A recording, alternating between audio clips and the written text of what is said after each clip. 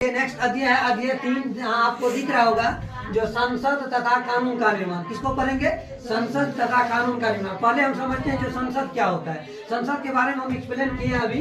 संसद को हम लोग इंग्लिश में क्या बोलते हैं? पार्लियामेंट बोलते हैं। क्या बोलते हैं? पार्लियामेंट बोलते हैं। और ये जो है आपको संसद में 3 अंगें होती है। कितनी अंगें होती है? 3 अंग होता है। एक होता है राष्ट्रपति, एक होता है राज्यसभा, एक होता है लोकसभा। अब देखिए हम लोग का जो चुनाव जो होता है घर पे, चुनाव जो होता है वो देखिए हम लोग बताते हैं। जैसे विधायक का चुनाव होता है वो अलग है, वो आपको जो है राज्य लेवल पर होता है। जैसे हम लोग सांसद की बात करते हैं वहाँ जो है ना सांसद का चुनाव होता है जिसको हम लोग सांसद बोलते हैं। जैसे मेंबर ऑफ, ये जो होता है आपको जो है एमपी बोलते हैं। इसको क्या बोलते हैं? एमपी, जो हम लोग चुन के भेजते हैं संसद में, इसी को मेंबर ऑफ पार्लियामेंट बोला जाता है। लोकसभा का जो सदस्य होता है वही सांसद कहलाता है। इस 3 को जो अंग है ये राष्ट्रपति होता है, जो भारत का सर्वोच्च पद कह सकते हैं। इसको प्रथम नागरिक होता है राष्ट्रपति।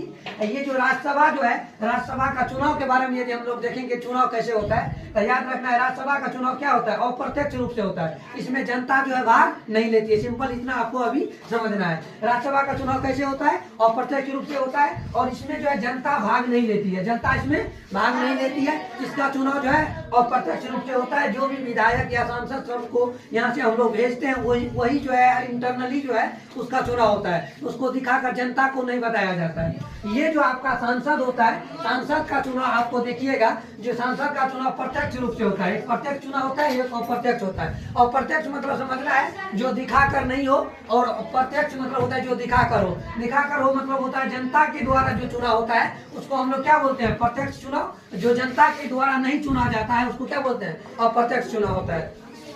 ये जो है सांसद का एक अंग हो गया जो हम ओवरव्यू दिए हैं संसद क्या होता है। अब हम लोग देखिए इसमें कानून के बारे में बात की गई थी।